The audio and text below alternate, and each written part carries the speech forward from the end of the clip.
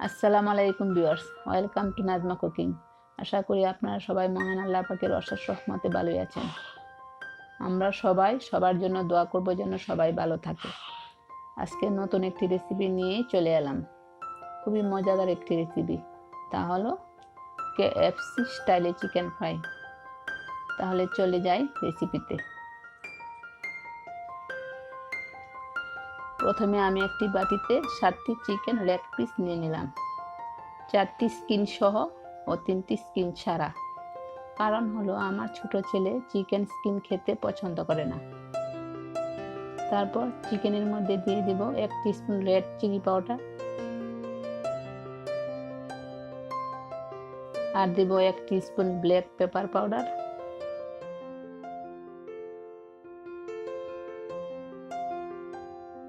তারপর দিয়ে দিব 1 টেবিল স্পুন আদা রসুন পেস্ট। স্বাদ মতো লবণ দিয়ে দিব। যেহেতু আমি সয়া সস দিব, তাই লবণটা বুঝে শুনে দিতে হবে। এখন দিব 1 টেবিল স্পুন সয়া সস,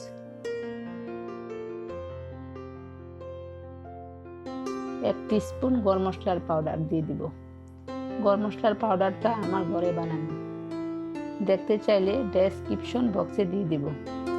সবশেষে দিয়ে দিব 1/4 টিস্পুন টেস্টিং সল্ট। এটা অপশনাল, আপনারা নাও দিতে পারেন। এখন সব উপকরণ চিকেনের সাথে ভালোভাবে মিশিয়ে নিব।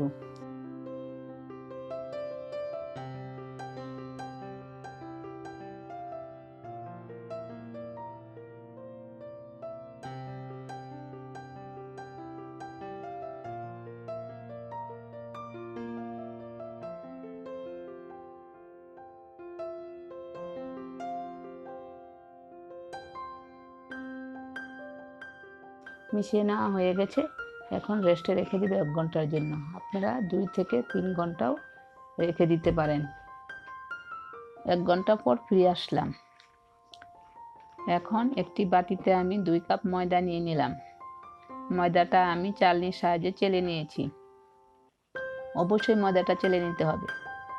এখন ময়দার সাথে দিয়ে দিব 1 টিস্পুন রেড চিলি পাউডার আর দিব 1 টিস্পুন ব্ল্যাক পেপার, স্বাদ মতো লবণ দিয়ে দিব। এখন ভালোভাবে মিশিয়ে নিব।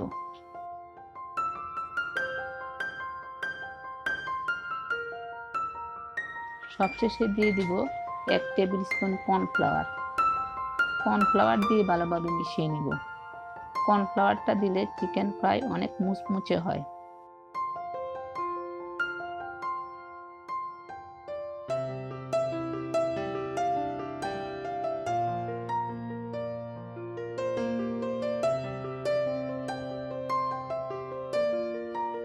মিক্স করে নেওয়া হয়ে গেছে।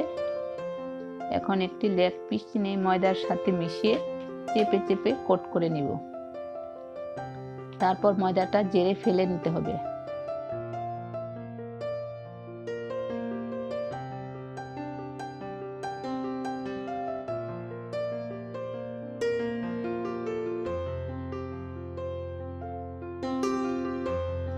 আমি একটি বাটিতে পর্যাপ্ত পরিমাণ পানি নিয়ে নিলাম। পানিতে 30 সেকেন্ডের মতো রেখে পানি জড়িয়ে আবারও ময়দার সাথে কোট করে নিতে হবে।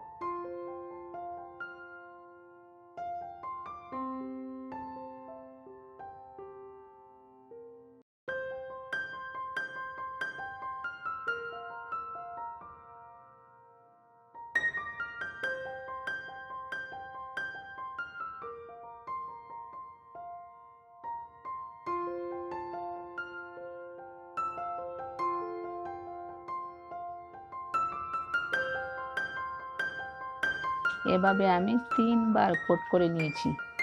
আপনারা 2 বার করে কোট করে নিতে পারেন। আমি 2টি চিকেন লেগ পিস কোট করে নিয়েছি। এভাবে আমি চিকেনগুলো কোট করে নিব। এই কাজটা তাড়াতাড়ি করতে হবে, বেশিক্ষণ রাখা যাবে না। এভাবে আমি সবগুলো চিকেন পিস কোট করে নিব। এখন আমার ভাজার পালা। এখন আমি একটি প্যানে পর্যাপ্ত পরিমাণে রান্নার তেল নিয়ে গরম করে নিলাম। আপনারা গর্তযুক্ত প্যান নেবেন। আমার প্যানটা ছড়ানো, তাই তেল বেশি দেওয়া যাচ্ছে না। এখন আমি একটি করে লেগ পিস গরম তেলে দিয়ে দিব। তেলটা অতিরিক্ত গরম হওয়া যাবে না, চুলার আঁচটা থাকবে লো টু মিডিয়ামে।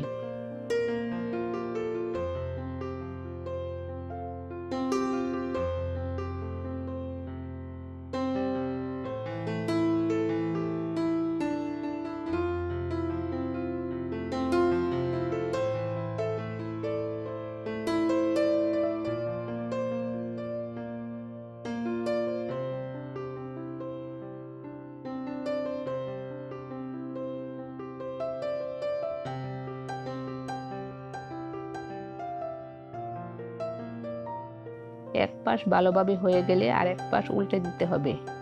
এক পাশ হতে আমার সময় লেগেছে 12 মিনিট।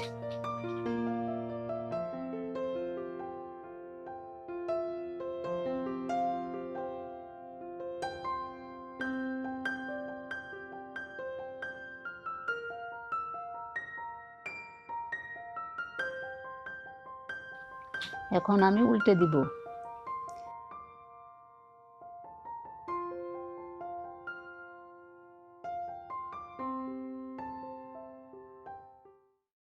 তারপর উল্টে পাল্টে ভালোভাবে বাদামি কালার করে ভেজে নেব।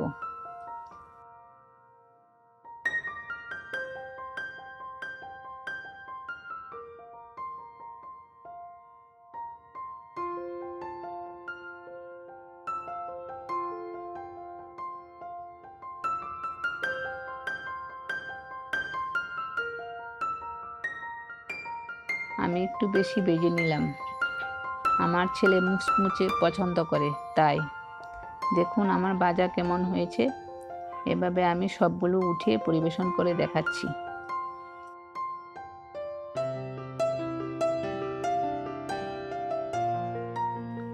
দেখুন কত চমৎকার হয়েছে। মশলা ও লবণও পারফেক্ট হয়েছিল, খেতেও অসাধারণ হয়েছিল।